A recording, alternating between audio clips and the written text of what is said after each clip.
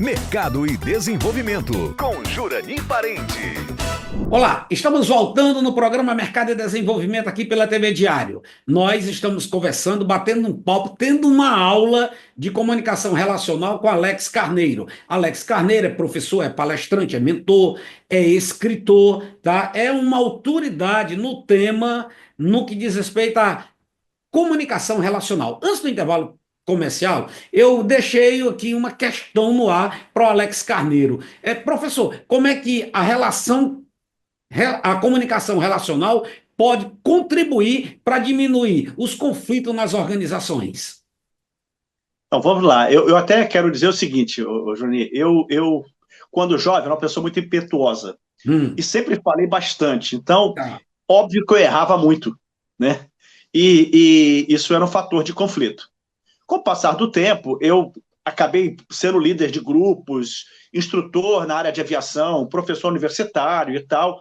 Também advogado, eu tinha que lidar com cliente e, obviamente, que eu tive que aprender a lidar com essas questões. E aí, por isso que eu acabei buscando estudar a comunicação. E eu e minha esposa também, nós temos um trabalho com casais e famílias desde 2005, de forma mais dentro de um trabalho chamado Diálogo Cristão Casais, mas a gente já fazia isso há algum tempo. E eu também tive que aprender como que eu vou aconselhar as pessoas acerca disso, né?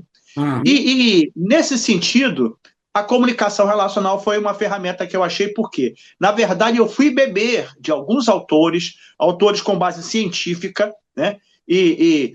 David Gottman, Daniel Goleman, John Graham, enfim, alguns autores que me permitiram olhar o seguinte: a melhor forma de eu lidar com o conflito, antes de mais nada, é eu entender a perspectiva do outro. Tá. E aí, eu preciso, antes de mais nada, entender que o temperamento não é um problema, porque essa é uma questão de fonte de conflito. Tanto pessoal, às vezes as pessoas acham que o seu temperamento é ruim, como na relação com o outro, né? E aí o que acontece? Muitas vezes eu tenho um liderado que é sanguíneo e um outro liderado que é analítico, e eu não consigo lidar com eles porque, às vezes, eu não olho para essa perspectiva. Eu tenho um liderado, como nós já dissemos aqui, que tem uma linguagem afetiva do servir ou sensitiva, e eu não olho para ele nessa perspectiva. A hora que eu perco esse olhar, provavelmente, primeiro, eu posso ser uma fonte de conflito na relação com ele. Eu mesmo posso ser uma fonte de conflito. Segundo, eu vou ter dificuldade de resolver um conflito porque eu vou ter dificuldade de entender o sentimento dele e a forma de pensar.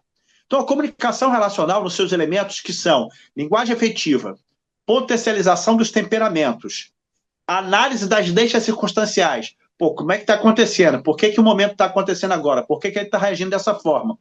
E também a operatividade disso, exercitando isso dia a dia, a hora que eu uso os elementos de forma adequada, eu consigo, então, entender melhor, lidar melhor com os conflitos. Então, a questão de entender os temperamentos, por exemplo, a comunicação afetiva, ela pode ajudar na solução dos conflitos, por quê? Porque eu posso partir da premissa, e devo partir dessa premissa, que eu não sou capaz de mudar as pessoas, mas as minhas atitudes pode influenciar ela, né? O sábio Salomão diz em seu provérbio que a palavra branda afasta o furor.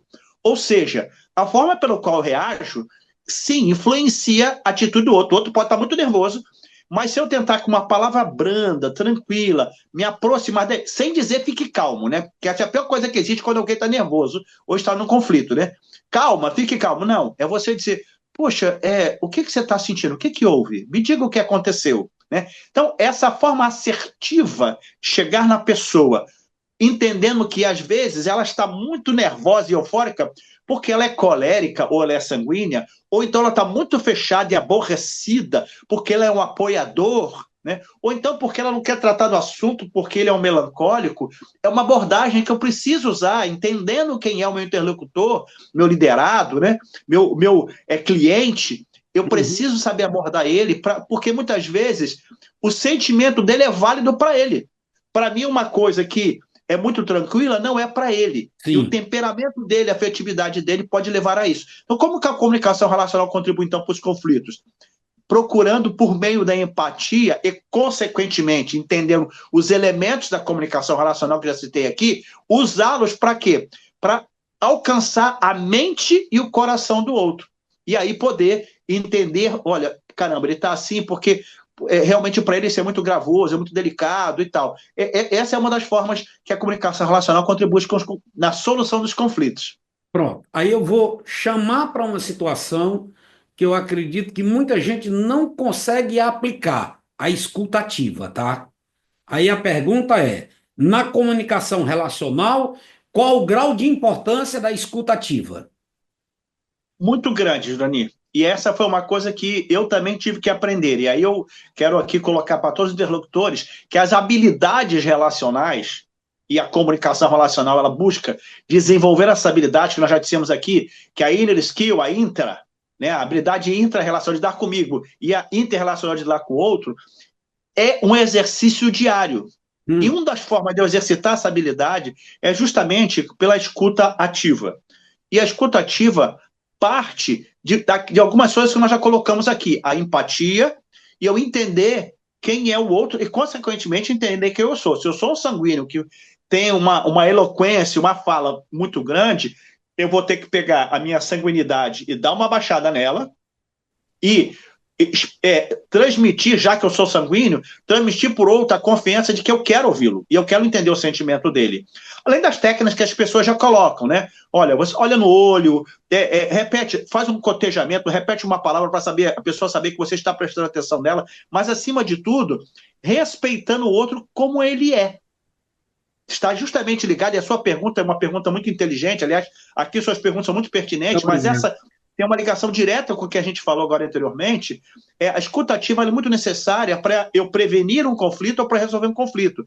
E nesse caso eu não posso partir para a escuta ativa sem empatia e sem respeitar quem é o outro, qual é o temperamento dele, qual é a afetividade dele, a linguagem afetiva dele, né? E qual é o contexto que tudo isso está inserido. Então, nesse sentido, é que a comunicação relacional pode contribuir com o exercício da escuta ativa. Essa é uma coisa importante, viu?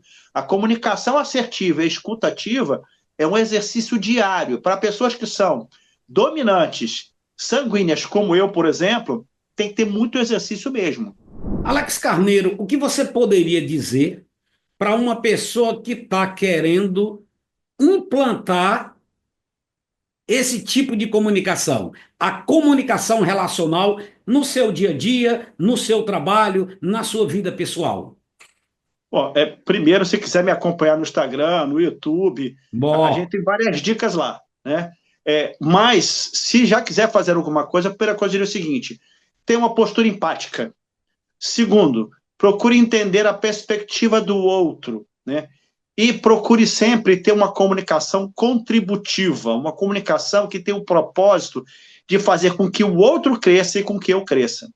A hora que eu me preocupo com esses fatores, óbvio que existem muitos outros, a gente tem um workshop, viu, Jani? Eu faço um workshop sobre isso, além de palestras, tem um workshop, mas assim, de forma mais imediata, eu diria isso: se eu já tiver uma postura de empatia, se eu já buscar respeitar o temperamento, a forma de ser da pessoa, e procurar me colocar no lugar dela, né?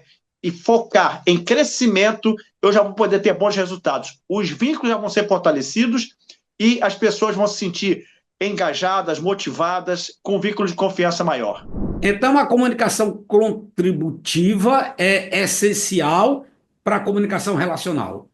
Sim, no início do programa nós falamos do propósito, que a comunicação relacional tem um propósito. Qual é o propósito? Propósito de desenvolvimento pessoal e desenvolvimento do outro. Dentro desse propósito, a hora que eu me foco em me colocar no lugar do outro, entender seus temperamentos, seus sentimentos, sua afetividade, isso faz com que os vínculos sejam fortalecidos e que, portanto, as coisas se desenvolvam. Se essa postura contributiva já existir, essa ideia de desenvolver já existir, isso já traz muitos resultados.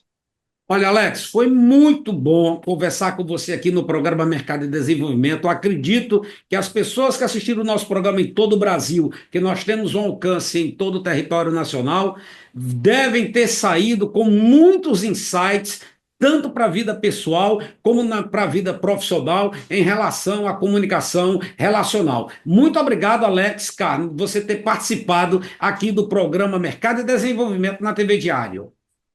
Eu que agradeço. Se quiserem ter mais dicas sobre isso, @AlexRCarneiro no Instagram, que pode me achar lá, e no nosso site comunicaçãorelacional.com.br.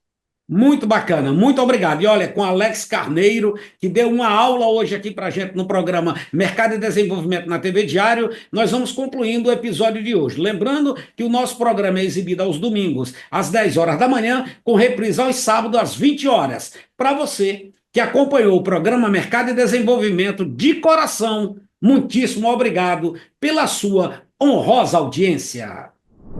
Mercado e Desenvolvimento, com Jurani Parente.